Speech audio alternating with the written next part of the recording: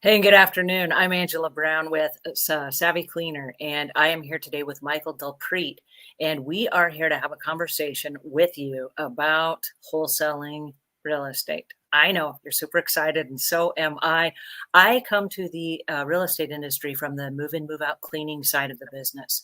And so you can't buy or sell a house or property unless it's really, really super clean.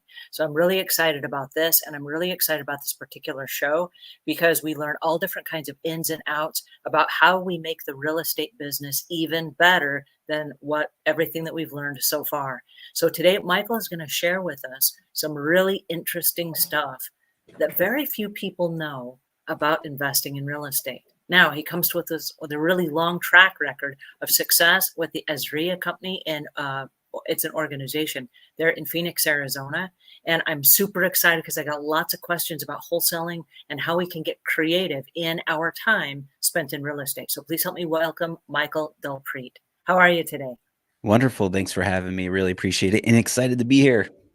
Well, I'm super excited that you joined us because you have a really interesting set of skills and a really interesting set of knowledge. And I'm hoping that we can like kind of peek under the hood today and have you Yeah, unpack some of that for us.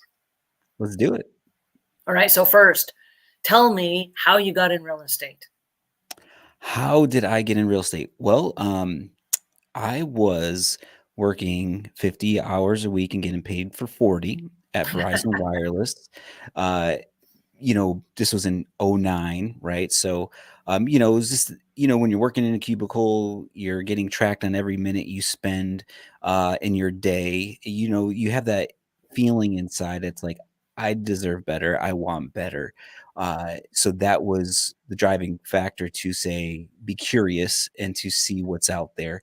But, my wife and I, we were watching HGTV, right? So they find an ugly house and they make it pretty and they sell it and they make 80, 90, $100,000, all this great stuff. So that was always appealing. So I was at the water cooler, right, at work, and everyone's kind of chatting and going on. And the gentleman was like, hey, houses are like 30, 40, $50,000. It's really weird. Something's going on out there. And I kind of in my head, I had a friend that used to fix and flip, but I wasn't in the business. And he was, houses were 300,000. He was making big chunks of change like HGTV. And I was like, that's weird. Let me look into it. But it looked like we were crashing, right? So um there was a great recession time. So I started looking into it and I'm like, well, I can't flip a house. I don't have any money, credit. Uh, I don't know how to fix anything, nor do you want me to. And then landlording, right? You buy the house, then someone pays you 800 bucks a month, and maybe you make 100, 200 bucks a month. How do you get rich? How do you quit your job doing that? I didn't understand. Um, but then I found this. I was Googling and searching, and I saw this word called wholesale real estate. No money, no credit, make 5K in 30 days.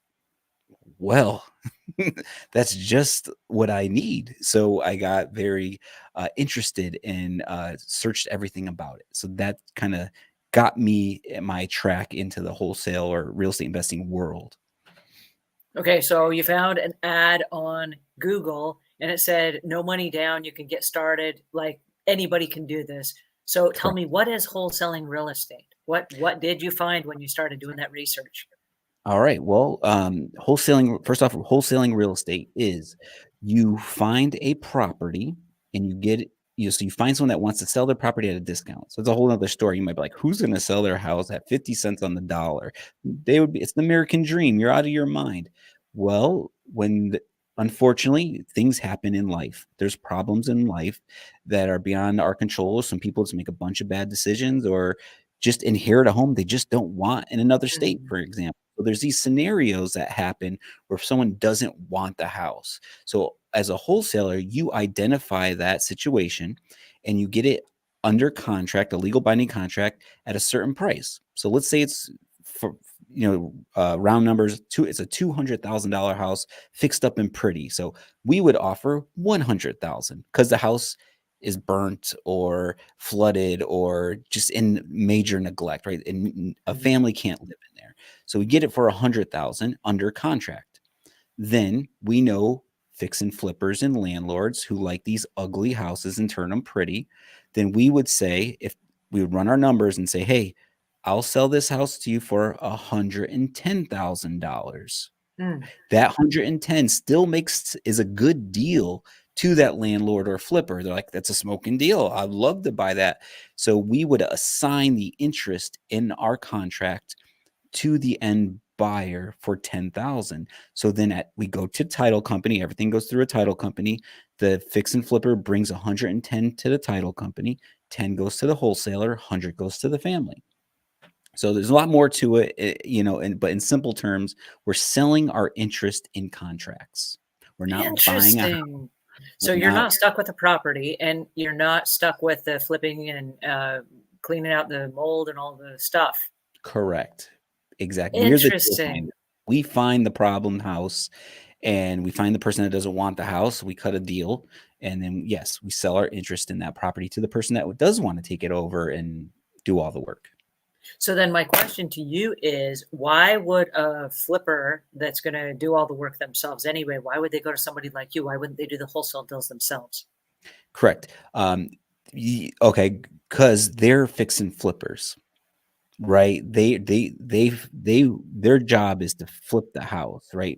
Renovate it and sell it. To go find these type of properties is a whole nother system, which some do it, but we're wholesalers. Just like, Best Buy probably buys their electronics from a wholesaler, whatever it may be, right? So we're Mhm. that middle ground. We're a source of deals that come to them that give them that they can buy from. So they can go to MLS with real estate agents. They can do their own marketing and referral system, but we're just another source of profitable deals that they can buy. So if they did all that work themselves, they wouldn't have time to flip the properties and actually make the money.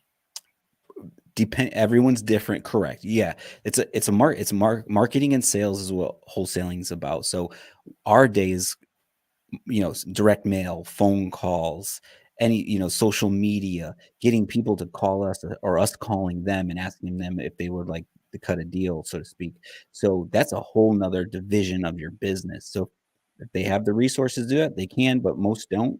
So they'd rather just us feed them the deals. Hmm. All right. So you decided that, like, hey, I totally can do this. And you jumped in, and were you really successful at first? Or did you have to learn a bunch of stuff first? Did you have to take courses? Like, what happened next? Great. So while in my curious phase, I came across a gentleman on YouTube that had 100 free videos on how to wholesale real estate. And at this Wow. time, YouTube, Facebook was all really new, right? So the traditional world was like infomercial or pay $10,000 to get the binder and the CDs delivered to your house. So this guy to have 100 free videos was kind of frowned upon, but it was on YouTube. What are you going to do? So I watched all of them and I did something crazy. What do you think that was? Uh, you probably contacted him and said, "Can I join you on YouTube?" I don't know what. I did what the video said. I applied the information.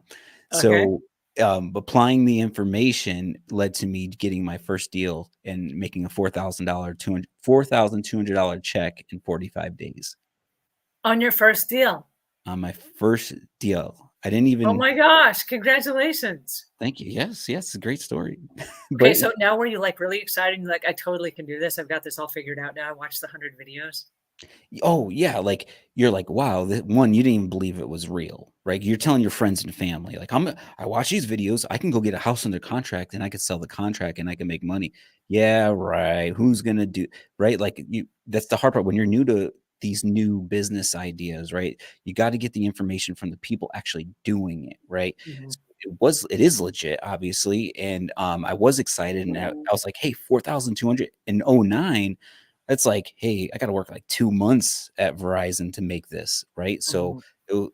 it was huge, yes, I was excited, so I did it again. So I went when we did what's called driving for dollars. You drive up and down any old neighborhood, and you look for the ugliest house, the vacant house, the fire damaged house, what the most neglected house, and you contact them, and you just say, "Hey, would you be interested in selling the house?" In short. So I found that here in Central Phoenix, and once again, I got it under contract. I was what you would then do is you'd put it on like Craigslist and like these online sites, and a gentleman called me and was like, "Hey, I saw this property, blah blah blah." Well, oh, sorry, I was on my 15-minute break at Verizon checking my voicemails because I was doing this Oh, wow. while I'm working, And I was like, I know this guy. Sounds very familiar. So I called him, and it was who I thought it was. I actually went to high school with him, and he was Oh, like, wow. right? Like, he was like, "Mike, what are you doing with this house?" We were, chit-chatting, right? And I'm like, "Oh, I'm trying to wholesale." He's like, "Well, hey, I've been wholesaling for 5 years." And I'm like, "Okay, cool, you wanna buy it?" And he's like, "Why don't you come by my office and let's catch up and we'll see whatever, we'll just network." And before we hung up, he goes, "Bring every homeowner that ever told you no Mm. to my office. Bring all your leads," right? I had like 20 pieces of paper with 20 people that told me no. In my head, I'm like, why would you want that? They said no. So what I did was, and what I learned is he saw the invisible. So if I went Mm. into anyone listening's job and you needed to train me today and say, do this job for the next month, my frustrations, my hurdles, my questions I'm going to ask, my successes, you're going to know everything over the next month what I'll do because you could see it because you've been through it. So I brought those 20 leads, so he knew I comped the properties wrong. I analyzed them wrong. The repairs were wrong. The offer negotiations was wrong. All that. And he was right because in 4 months, or excuse me, in 3 months, he turned them into 4 deals and had like 15 grand in my bank account after that. Those same people that told you no? Same people that told me no. No way. Yep. Because he saw the invisible. He knew I did it wrong because I was new. You don't know what you don't know. So he just, brought him back to life, so to speak. So now I'm like, wow, I'm 4 or 5 months into this. I've got, 15 grand from him. My other check, I made like 20 grand, like half of my yearly salary almost, right? And just by doing this thing on the side, imagine if I did it full time. So what I learned, what accidentally with him was traffic times conversion equals revenue. So I brought the traffic in. I knew how to make the phone ring and how to find these deals. He had the experience I didn't, and he knew how to convert them into money. That was the Mm. partnership. We connected at that point when we realized what we did, and I did 30 deals my first year in the business. So did you guys become business partners and you started working together? Correct. Yep. Yes. So my question to you, let me go back just a second. When he called you on the phone and he said, "Hey, what do you have and what's going on here?" Was he trying to track you down, thinking that there would be a partnership, or was he trying to buy a house from you, or did he just recognize your name and he's like, "I like you and I want to help you out"? Like, what was his initial motivation for contacting you? Initial motivation was I was promoting that I had this cheap property for sale, and he didn't know it was me. He just generally Mm, called mm. it with interest to maybe buy it was his then me hearing him say his name and his voice, I was like, "Hmm," you know? So, yes, so then we called, realized we know each other, and took it from there. Wow. All right. So when he decided to help you, was he helping you then with the idea because you said he said bring all of your leads with you. And so when he started helping you and then acting kind of as a coach or a mentor, was he getting paid then a commission or did you guys initially say that you'd split the deal or what was the agreement there? Because it's a lot of energy for somebody to invest in somebody new without some kind of a hidden agenda. Was he wanting to be partners at that point, or did he know?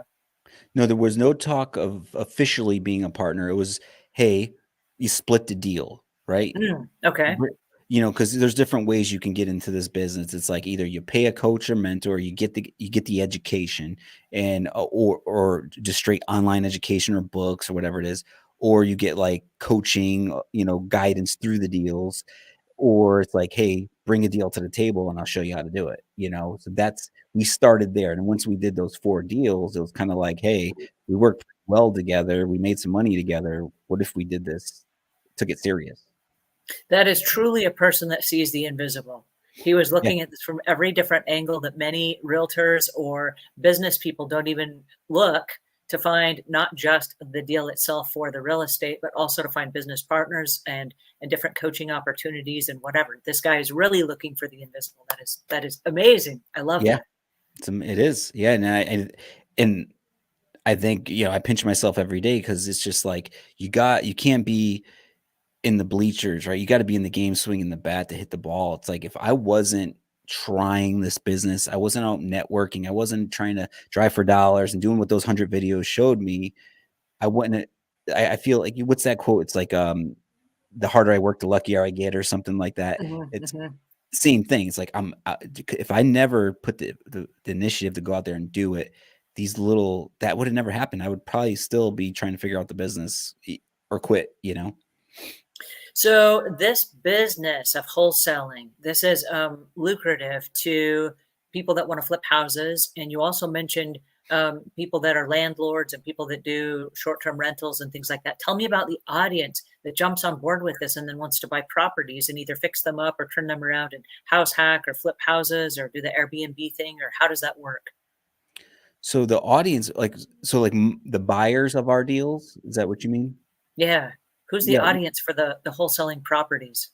yeah, really, traditionally, well, if you want to really get super traditional, the word flipping originated as wholesalers versus fix and flipping because we're flipping. Oh, I didn't know that. Yeah, we're just flipping the paper really quick. But now HGTV and all that, it's like, okay, you're fixing a house and flipping it, same thing. But traditionally, we feed our buyers, our audience is landlords and fix and flippers. That's how it is. That it still is like that. However, the markets have changed, right? A lot of across the country, we have affordable housing issues, inventory issues. So now houses are used different. Houses aren't just long-term rentals. Now they're midterm rentals for nurses and traveling business people for 3 months. Now they're short-term rentals with Airbnb. Now they're pad splits with workforce housing. Now they're group homes. Now they're sober livings. Now there's veterans and there's single mothers. There's all these different ways to use a house now. So that audience has expanded over time. But traditionally, it's always been the fix and flipper and landlord. Well, it's interesting because you just brought up a bunch of different types of living situations. And it's interesting because real estate is very, very expensive right now. It's Mhm, kind of gone through the roof over the last couple of years.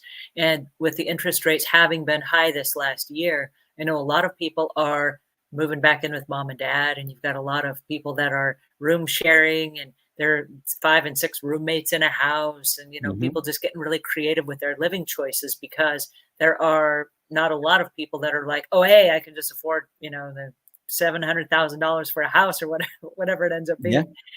So I love the fact that you're being very creative and you're kind of finding these hidden gems all over. So I got a yeah, question for you. mhm. I drive up and down the street sometimes and I see these signs that say, "We buy ugly houses." Are these the people that have come to you then and they've bought the wholesale properties and then they're selling the ugly house to the person that's going to flip it?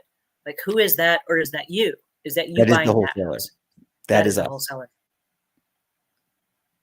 So I always wondered what the process was there and why on earth would someone want to buy an ugly house? But now it makes a lot of Yeah, sense. that's exactly it's us. It's the wholesaler out there. And, it's a really weird form of advertising, right? So it's a mini billboard, right? Hmm. There's a way they'll just when I started, that was like a big way to do business, and people call them all the time. You get the fix and flippers call them, the people that want Hmm. deals call them, and people that wanna sell their house, because 'cause you'll be surprised. People that are in these situations, sometimes they don't wanna talk to family about it. They're embarrassed, or Hmm. they don't have the resources, and they're kinda like they don't wanna tell their friends and family or whatever it is. The house is just in terrible condition. They're even Hmm. ashamed to have people walk through it. Like, that's the type of properties we're talking about. So they call the sign on the street versus, or in another way to actually put it, some real estate agents don't even know what to do with the property because they're like, I can't list this. It's not Hmm. like you said, you do cleaning, like these are like haul outs, like hoarders, like Hmm. 340-yard dumpsters, Hmm. right? So, We did a clean and we took out 42 dumpsters of things that were just had built up over the years, and there had mhm, been a flood in the house and the flood had kind of like drifted away, but the carpeting and everything below it, because there was so much stuff in the house, had not ever been moved. And so there were mhm, boxes that had literally, grown to the carpet with mold yep, growing around them and things like that. And so we had to like rip out all the carpets and all the things. And it was something that you would see on HGTV, although it wasn't as pretty and it wasn't as optimistic, if you will. Mhm. And it wasn't, and this is the sad part for me, but it wasn't as like, oh, hey, let's rip out everything that you own and throw it away. It was really sad for me because to me, a person's home is their safe place. And if they're living in a situation that is so frustrating that you have mold growing around boxes that are stuck to your carpets because there was a flood and you were unable to get it out either for physical reasons or whatever the situation is, that you have to have somebody come in and help you. And Yeah. so I know the ugly house is, it means, there are issues with it. But Yeah. there are people that are in fact in really sad situations, but that is their safe place and that's their home, And so Yeah. trying to find dignity and respect, I can see how they would pick up the phone and say, I don't know if I can sell this and I can get anything out of it and get some money and maybe start over again in a happier place. I think that's amazing. That's beautiful. Yeah, and we've gone along the lines of, like, we've had, especially, like, people in the Midwest, they're like, their parents moved here to retire, and, now they're like, "Hey, I can't afford to fly to mom's house, take a week off of work. I got 5 kids. The house is a hoarder house. Like, I find a real estate agent, clean it out." Like, Mhm, they rather just get the cash. But mhm. as a service provider, we do whatever we can, like, to, respect the situation, right? Like, I've packed up boxes and took video and pictures and, like, what do you want, right? You do the best you can to help them take whatever they need and want and stuff like that. So, yeah. So, do you look for estates that are loose like that, like families far away, or is it something that you follow, like hoarders, for example, or like is there a trend of a specific type of home or a specific place that you look? I know that you're in Arizona, and you said it's a really solid market, and people are trying to invest in Arizona market from all over the country. And is it just that Arizona has all the best ugly houses, or like what? Nope. All these scenarios are everywhere, right? There's Okay. nothing different here. Because, for example, divorce, right? Someone gets divorced, sometimes a court appointed sale, right? That's the problem, right? A probate, right? Sometimes if someone doesn't have a will or a trust or anything or any of their finances in line, it goes through the probate and they assign a personal representative. So that personal representative isn't as attached to the house, maybe, or they're just looking for a quick sale, but they have Mhm, the opportunity to go to an agent or sell it for cash. So inheritance properties, like all this stuff, back taxes, people that don't pay their property taxes. mhm, There's all these scenarios where you can market to them or buy the data or find the data of these scenarios, if that makes sense. Then there's also that networking aspect. Like, yes, do you, market to estate people that do estate sales? Do you market to attorneys and people that handle these situations, right? And offer your service as an option to their clients. So it's just marketing. So it's finding, just like in any business, who uses your product, uh-huh. right? And you find all those service providers and all those people that are in those situations and you market to them. So we've got a question here that came in. Awesome. Brooke says, as a realtor, what is the best way for me to learn the wholesale market? And that's a great question. Thank you, Brooke, for the question.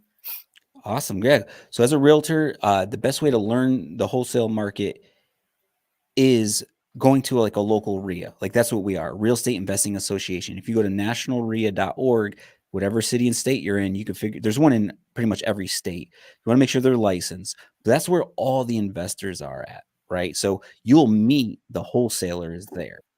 So yeah, you just want to get into the investment world because investors or wholesalers serve investors. So wherever investors are at, fix and flippers, landlords, you're going to find some wholesalers around there. Then you can start networking, and wholesalers are going to want to know you as a realtor because there are a Mhm, couple different ways. One, they're going to want to know you. So when you get that 1 or 2 deals a year from your marketing and where it's like, I can't list this, right? mhm, Or my client mhm, needs a quick cash offer, you're going to want to know the wholesaler and the flippers and everything. Um, and then they're going to be a source of deals for you. Maybe you have some investor clients coming in town and they want to buy a rental. You're going to want to know these wholesalers so you can feed your cash buyer clients opportunities. And, so understanding the investment world is very important for a realtor and investors to know agents. All right. So tell me Hopefully for that. a little bit about AZREIA, which is your organization there, and how it works and who it attracts, and what are the opportunities there as far as connecting with other either brokers or investors or realtors, or I don't know, you said landlords. Do landlords go to those meetings? Who goes to those meetings, and where are they? I know you said they're all over the country. Yes. So here at the Arizona Real Estate Investors Association, also we call it AZREIA, we provide resources, education, networking opportunities, and market information to real estate investors throughout the state. And we've been doing it for 21 years. So if you were looking to get into investing, whether it's flipping, landlording, lending money, raising money, wholesaling, you come into our doors. We have the education around those strategies so you can understand how to do them. We do what we call market updates. So once a month first off, our networking events, we have 15 to 17 a month. So, Oh but my what we, goodness. yes, in all different categories. So there's a specific, we call subgroup. So we have a fix and flip subgroup. So if you want to meet flippers, you can go specifically to a room with 40 potential fix and flippers in there. Same thing Wow. for landlords, same things for the beginners group, the women's group, the cash flow 101 board game group, right? Like, so we have the education around all these strategies. Then we have what we call business associates. So these are service providers to real estate investors, property managers, real estate agents, insurance companies, eviction attorney, estate attorney, hard money lenders. So you could walk into our doors and build your real estate team with vetted, reliable, credible, companies. You don't have to use them, but at least you can start there and talk to them and learn what they offer, because wealth is a team sport. So no matter, you're not going to do this yourself. Mhm. So we have all those service providers for you. We have the education. And then, like I said, the market information. We bring the number one real estate analyst in the state to our event every month. And she goes, this is what's happening. This is what's been happening. Here's where we are. Here's where I think we're going. So this allows you to say, oh, I might need to change this in my business. I mean, maybe slow down here or speed up here or change this. So it allows you to make those proper decisions within your business. So what I hear you saying is that through AZREIA, you are now giving back to the community, just like that guy on YouTube gave back to you when you got Yes. started in the business. 100%. Yeah. And so what made you decide you wanted to give back? Is it that you suddenly started learning how to read between the lines and seeing things that maybe were not there that were connectors to your business? Oh yeah. There's okay. There's like giving back. Like, so one, like I said, I've been a member for 12 years. I took over executive director about 2.5 years ago. So one, I grew up here. So I've been here a member and utilizing the services. I sat in the same seats everyone else sat in coming in. Then 5 years ago, they offered me an opportunity to teach. So that I was like, oh wow, I can do what these same educators did for me. Mhm. But at the same time, hey, I'm not gonna, leave it out. It is networking. I was able to do more business, right? When it comes to getting your name out there, educate to dominate, right? So I'm able to I was confident into what I can teach. I know these wholesaling works and all this stuff works. And I wanted to share that with everyone because that's what happened with me. And it also brought in business, just like my coach mentor when I first started, right? He mentored me and he made money along Mhm. with it, right? So I kind of got both ends, as giving back and being able to make money and grow my business. And then it just being in, well connected in the community led me to the founder who asked me to become executive director because he retired. He was retiring. He did what we teach. He created a wealth plan. He said, I'm starting here. I'm going to buy X amount of real estate. I'm going to run AZREIA, and then I'm going to sell everything or retire. And that's what he did. And then you did. So that's what I we all love should it. be doing, right? Like, and that's what we show you. So yeah, that's kind of the AZREIA story. So in this, speaking of AZREIA and giving back to the community and whatever, tell me about the podcast that you guys have. Yeah, AZREIA Show comes out Fridays at 8 a.m. and on YouTube and all podcast platforms. I have a co-host, Marcus Maloney, and we're about 125 episodes in, right? So very, introductory, real estate investing. We cover all areas from renting to flipping to wholesaling to legal matters, 1031 exchanges, raising money. Like we just cover. We even do like member highlights, so success stories.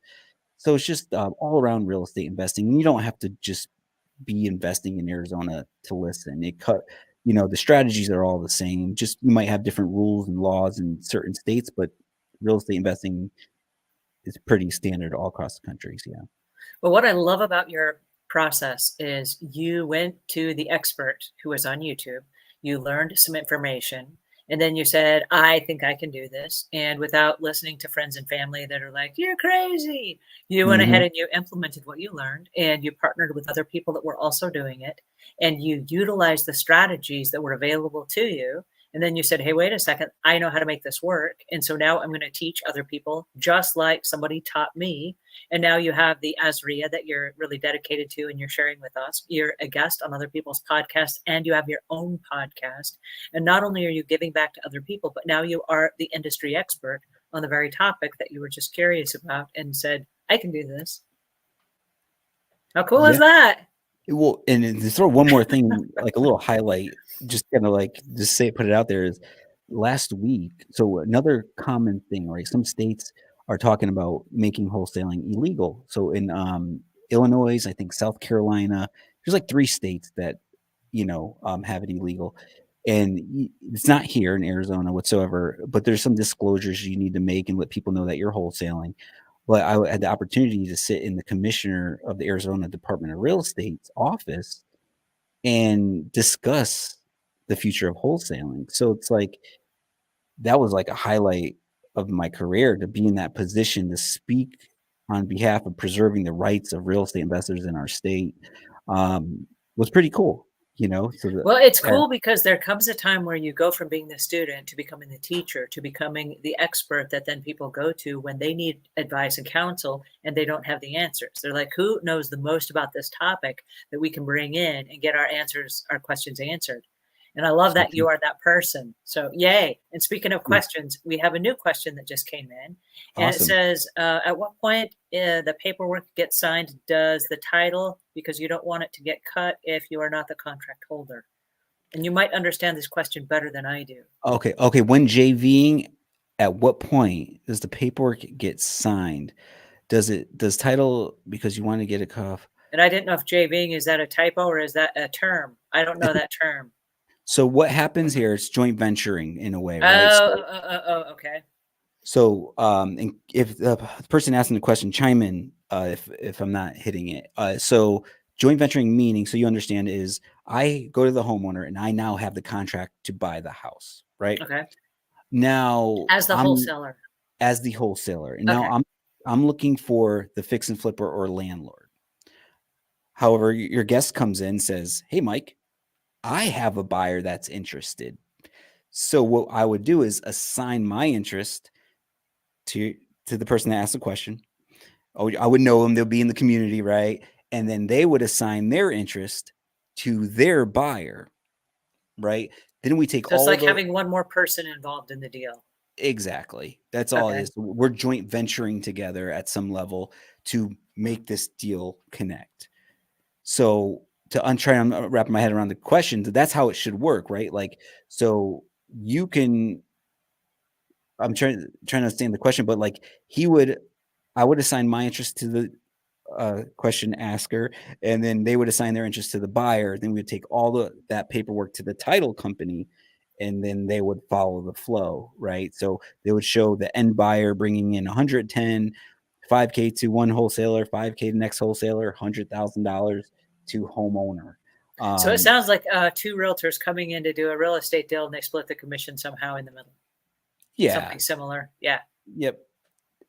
Interesting. Well, I love the fact that there are all different kinds of ways deals can be done. So what is the most crazy deal that you've done? Can I ask? Whoa, yeah, of course. I mean, crazy. Okay, I just did one a couple months ago. So once again, So there was all right, so this is why we were out there as wholesalers. Um, Vacant house here in Phoenix. It was vacant, and the neighbors haven't seen. There was an old man, he's like 78 years old, living in there. He passed away in the house. No one knew he passed away. They Oh no. smelt his body in the house from outside. He decomposed in the house. So now they, whatever, call the police, all that happens, right? There's no next of kin. No one could find brothers. He had no kids, no wife, nothing. So no one could find anyone for 5, 6 months. House is just vacant. He's gone. So now it's just this vacant house. So um, an AZREIA member it lives in the neighborhood. A neighbor told him about that. He was getting into wholesaling. So he was like, "Hey, Mike, I can't find anyone who owns this house or who can make a decision to sell it. Either none of the neighbors, no one in my neighborhood, no one knows nothing." So he's like, "Can you help find the owner?" And there are services out there that you can use to find people. Huh. So it's things like skip tracing, and there's like all these different programs and stuff you can use. Ended up finding the brother in Midwest. He was like 80 years old, Oh my gosh. and But still they alive. yep, and they haven't talked to each other in 25 years. They hated each other for whatever I don't know the story. So now this brother in the Midwest is like, okay, I have a house from my brother I haven't talked to in 25 years in Phoenix. What do I do? So we got a hold of them, said, hey, we'll buy it. And we'll walk you through the process. We'll hook you up with the attorney that will get you go through the probate, get the title in your name legally, go through title company. But then first he was like, hey, I'm going to try to have a real estate agent just do this. I don't know who you guys are, right? Mhm. So he sent 2 agents over there. Once they walked to the door and they opened it, and smell was so bad, Mhm. they never called him back. Mhm. So that's kind of stuff where we fit in. So he calls back and then he wants to cut a deal. So then we go through the process. We give him the resources. He can call the attorney himself, go through the process, get the property in his name. Then we get it under contract. So I cut it down short, but I thought that was a pretty crazy one. Like you could, yeah, you could see the carpet was kind of, you could see the body, right? So I thought that was crazy for me. So, yeah, that's a challenge because there are a lot of homes that have issues, like you said, or somebody's gone through bankruptcy or something and they Yeah, just had to abandon it and walk away. And then uh, who owns it at that point if there is a bankruptcy? How does that work? Does the that's bank where own it and they're just eager to get rid of it? And are they trying to turn it around and sell it for a profit, or will they work with a wholesaler? that's where education and networking come in. They say your network or your net worth is your equals your network or whatever it is. So you I the way I found the person in the Midwest was from another AZREIA member who just I don't even know what he does. He's just he owns a title company and used to be a real estate attorney. He just and he just I don't even know how he just works through some of these situations, but I wouldn't have been able to go through some of this if it wasn't for him and my network of people around me. So it's the education and the people around you and the resources around you that allow you as a wholesaler or any type of investor to enter these really sticky situations when there's multiple family members. There's the chain of title is weird. This person, deeded it over to this person. And it's just, you got to clean it all up. You're kind of like a detective sometimes, Mhm. but you need to have the right people around you that you find at the RIAs. And I would imagine a lot of the contacts that you have, you don't necessarily need at that time, but you're like, hey, I don't know when I'm going to need your service, but it's going to be somewhere in the near future. So let's just stay in touch because you never know, kind of a thing. All relationships. Like I always say, like majority of my business every year comes from this phone. And so you might just get a weird phone call and somebody says, hey, I got an ugly house for you somewhere. Yep. And you're like, oh, cool. Yep. I've been in it long enough where that happens. Yes. Like shamelessly every day I buy houses. I look for ugly houses. I look for houses with problems. Everyone knows what I do. Mhm. That's why I'm on this podcast partially too, right? Like if you're in Phoenix, I even do deals in Cleveland. We wholesale and buy rentals in Cleveland. So same thing, right? Wait, what does Cleveland have to do with Arizona? Um, it was just, you know, another way of doing more deals. Just we were looking for another market to buy rental properties. Okay. So once you have that information, then it's transferable and you can actually go anywhere you want. Yeah, exactly. And I did exactly what I told everyone to do. I linked up with the wholesalers in the RIA in Cleveland, found the right people, and then started applying my knowledge. Oh, that's brilliant. Absolutely brilliant. Speaking of brilliant, I got another question for you. Yes, The same investquest_17 says, appreciate the answer. What's the quickest way to do a deal if you needed one in 30 days? got it. That's a big question. All right, so I there's no right answer to that, right? So it's like if you're getting in this business to pay your bills tomorrow, Mm, right? You're gonna get frustrated and quit. This is a real business and it can really work. It could happen quickly, like you said, it could happen in less than 30 days, or it could take longer. But to answer the question, because the hard work is finding the good deal, right? The marketing, the networking, the all that's talking to homeowners for months at a time till you get a contract. But the fastest way is the JV concept that you brought up, right? So if you wanted a wholesale quick in 30 days, if that's the question, is go find build your reputation or excuse me, build your relationships with other reputable wholesalers that have access to that go out there and get the contract, call them, introduce yourself, and be like, "Hey, I see that you have a property 123 Main Street. Can I JV with you? Can I wholesale this deal to my buyers list?" Right? So then, "Hey, how do I get paid?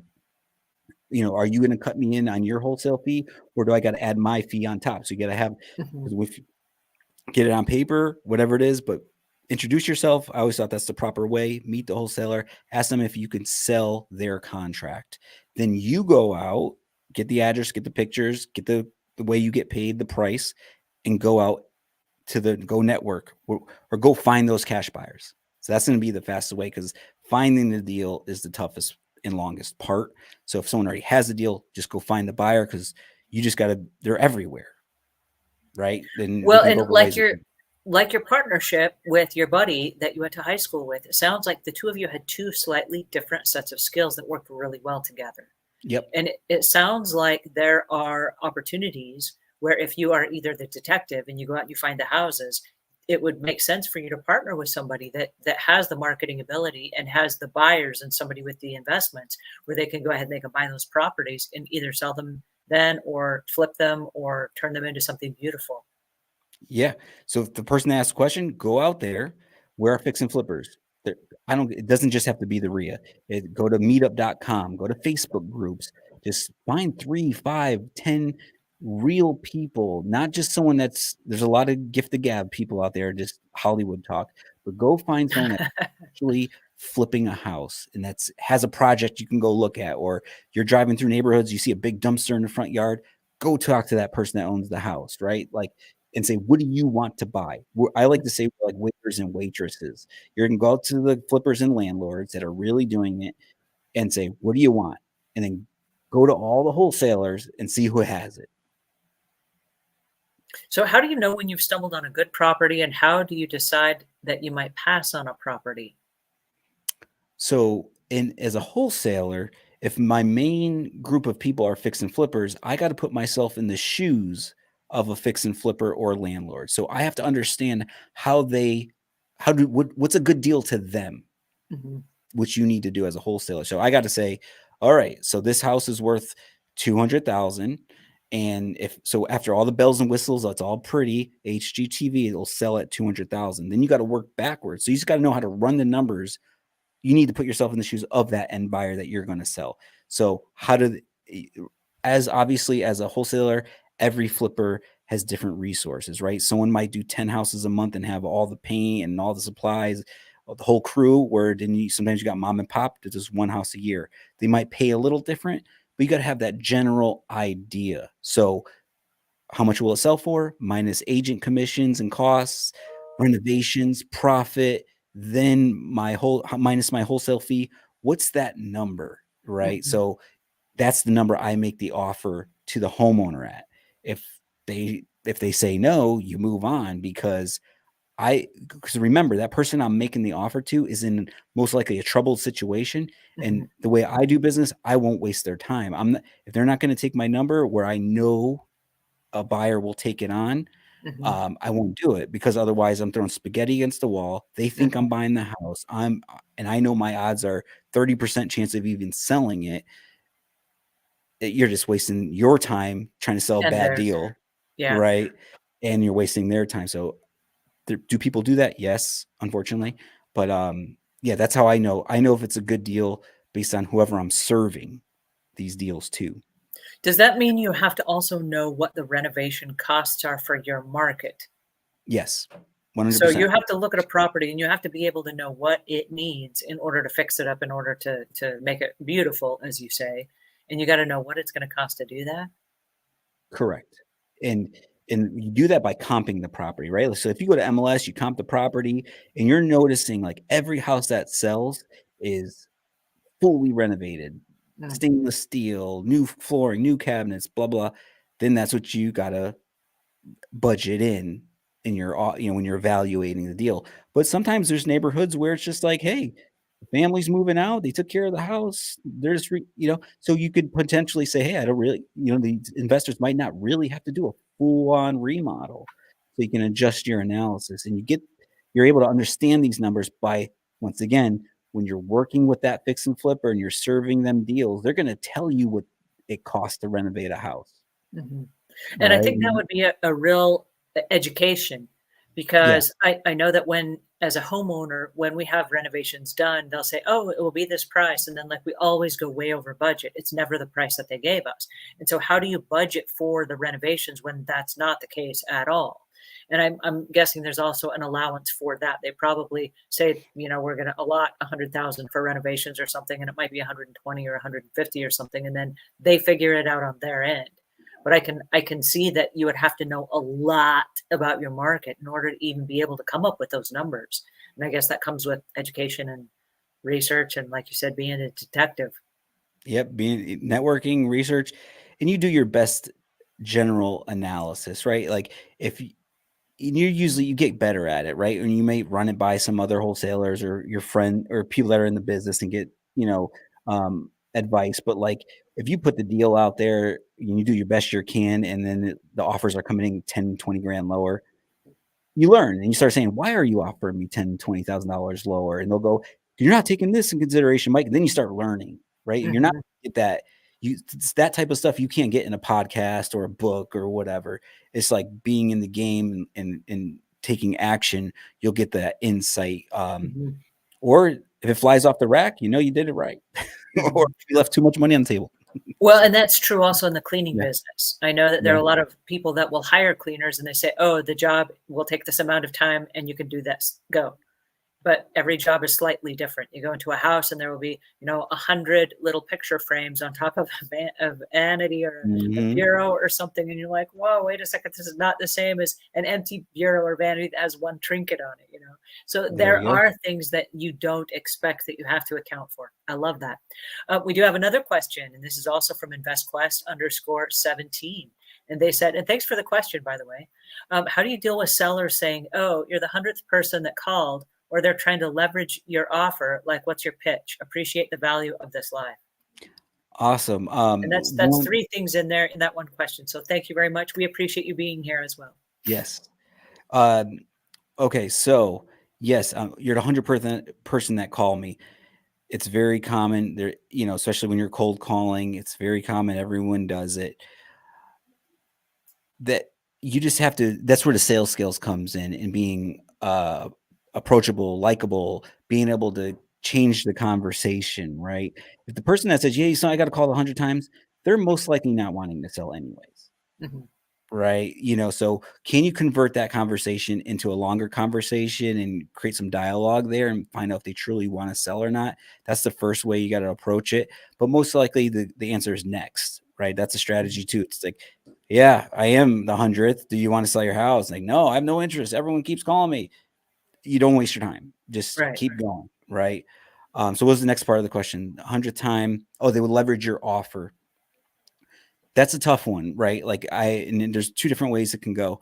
I have some friends, and an approach I've always used is, hey, I'm not here to provide you with free offers. I want to buy your house, right? But I don't want to give you an offer unless we really are going to work together. I've people use that approach, but the approach I've always used, hey, it's a numbers game, and it's like, hey, the only shot I'm going to get at this house is if I give my offer, Mhm. right? You could try to work around it and say, hey, I don't want to be shopped, right? But who are you? You got to give the offer if you wanted to get it accepted, is how I look at it. So can some other sales type wholesaler guys do different approaches and give you some workarounds? Maybe. But I think you just, at the end of the day, until you figure it out and you get into it, you just got to write the offer, because Mhm. there's offers where I just thought it would be like a low offer, and I thought I would just get laughed at, and they've gotten accepted. But if Mhm. I just played that game of like, well, I'm not giving you an offer because you're going to shop it, I'd never got the deal. Mhm. You got to write the offer. The highest income generating activity you could do in our business is analyze and write offers, because it takes 80 to 100 offers to get that sweet deal actually accepted. So if you're just not going to give offers because we're going to shop it, that's different. You're not going to get them out there. So give the offer, follow up, build a rapport, build a relationship, show that you're the best person to work with. Well, as a realtor, you end up doing lots of real estate deals. That's what you do all day, every day for a living. And so there are lots of opportunities and you know a lot of things. There are a lot of homeowners that don't buy and sell homes every day. And so it'll be 20 or 30 years between their home buys or Yeah. sells. And so they think their home is worth more money than maybe it actually is. And so, what advice would you give to somebody that is completely out of line in their value of their home, their valuation of their home, and they think that, oh, it's worth so much more, and you're like, I checked and it's not. Like, what advice would you give them? Yeah. So I always ask them, like, hey, so how'd you come up with that price? Right. They might go, oh, I was on Zillow or a real estate agent, or, so well, first of all, when I'm talking to people, I'm like, hey, I did the research in the area. These 3 houses sold at top dollar. Here's what they look like. And here's what they did. Stainless steel, blah, blah, blah. Right. If your house looks like this, you can do that. And I understand that not everyone, I'm not for everybody, Hmm. right? Of course, I wish everyone would sell me their house, but I just know the general market out there is not going to want to sell their house at a discount. So I always say, hey, if you want that price and you want a higher price, you should call a real estate agent. Hmm. In my world, my wife's a real estate agent, so obviously I'll try to go that route, right? Um, so yeah, I would educate them. Here's what I see: your neighbors are selling and fully remodeled house at this price. If you want that, we're not the best fit. You should call a realtor. However, the people that sold for cash in the neighborhood sold at this price. Hmm. And depending on what your house looks like, I'm going to come in between these two areas. Does any of that even work for you? Right. So, and then you provide your services. Like, so if we go around that cash price, I could buy your house in 2 days, right? You'll have the cash in your pocket and you'll be moved on, if you like, so is that what you're looking for? No, you don't mind staying in your house for 3 months. You don't mind fixing it up and putting 10 grand into your house and waiting 4 or 5 months. Yeah, we're just not a fit. So Hmm. get an agent, look at Zillow, although Zillow isn't always right, but can give you a ballpark at some level. People have the right to search and get their own education. Um, but yeah, that's how I would do it. Just provide the resources and let them know what I see. Flipping this scenario over to the car business, there are a lot of cars that are also sold on wholesale. And there are a lot of people Mhm. trying to sell their own vehicle that they've been driving for 20 years and want to know, hey, can I get some value out of this car? And then they Mhm. go look at something like Kelly Blue Book, and Kelly Blue Book says your car is worth X amount of dollars. Well, truth be known, that's not always what you're going to get. You're going to get what the market will pay for that car, for example. So True. how do we get people off that, looking at the Zillows and the Redfins of the world saying, "Oh, my property is worth so much money," when in fact maybe it might be really undervalued from that, and it might be in a desolate state of repair, and in their heads they have a particular value, but you have to just say, "Hey, this is what the market will pay." Plus, then you don't have to do the renovations. Yeah. yes, especially in houses or, especially when someone owns the house for 30 years. Yeah, it's a lot of motion there. So it's really, how do I say it? It's like if they have higher expectations, there's not much you can really do Mhm. besides because I only can pay so much. I can't pay them more because a lot of times people will be like, hey, if you just fix it up, you're gonna make a killing. Like, yeah, if I buy it, if I fix it up, and if the market works out perfect, right? Like Right. that's a risk right there. So really it But goes, that begs the question then why didn't you do that if it was so yeah, easy to do? like in a nice way, right? You gotta deliver that piece of advice. Like, Right. you're more than welcome. This is your house. You deserve every penny. You Uh-huh. could fix it up. You can do it. I can share some resources to some contractors, some agents. I'll do all that for you. Even if we don't do a deal together, I don't mind sharing. It's like, so you can do that. Mhm. Oh, and then yeah, that's kind of the sales approach, right? Like, here you go. And usually you sometimes you end up saying, here's all the resources. If it doesn't work out, I'm here for you at this price. And All then right, so I got a weird question for you. Suppose, and this comes from a different side of my business, which deals with the hoarders and the people that have terribly cluttered homes. And we are now 6 generations into inheriting homes where people have the home that their parents, his set of parents, your set of parents, they passed away. One of them was divorced. They had another spouse. You inherited that home as well. They have storage units. They have all the different homes and stuff. Okay, and then they now just have a whole bunch of stuff and a whole bunch of homes. Let's say that they do want to wholesale their home and they just want to just get rid of it and declutter and downsize and say goodbye. How does somebody find you and then say, "Hey, listen, can you buy our home from us at half the cost or a fraction of what it's worth or whatever, just so we can get rid of it and we're not paying the taxes and paying to maintain it and whatever." well,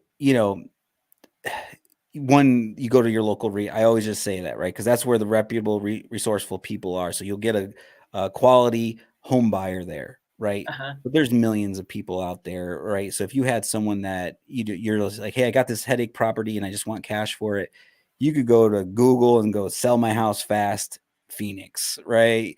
You Hmm. can, no one really, or you can call a real estate agent. A lot of, some real estate agents have no idea what to do, but they'll give you the best idea of like, hey, let me go find an investor for you if you want cash quick. Let the agent know that. Like, I don't want to put it on the market. I don't want to do all this stuff. Hmm. Commission. We'll figure it out with the investor how to get them paid. But either go to the RIA or a real estate agent and then ask, right? Otherwise, you're gonna be getting the letters in the mail, the phone calls, and the bandit signs kind of thing. You can call that too. You just never know.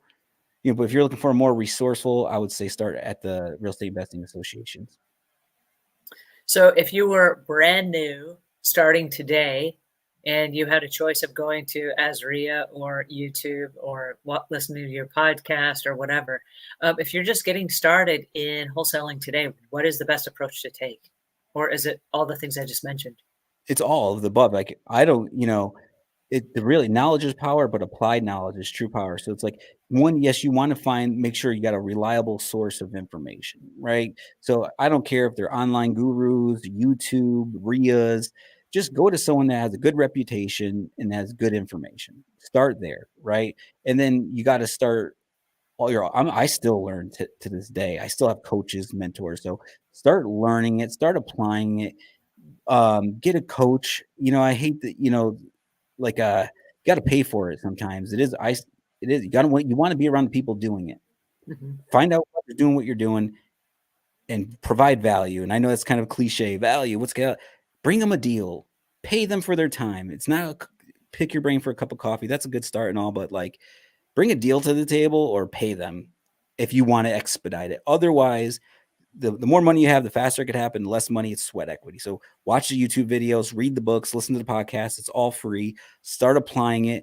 Go to the local RIA or some type of real estate investing meetup, whatever it may be, and get around people that are starting to wholesale or actually wholesaling or whatever it is area you want. Start being around the people. And I think if you're applying it and being around the people, you'll get more resources and more tips and stuff, right? But yeah, I would say that's the fastest way, the best way.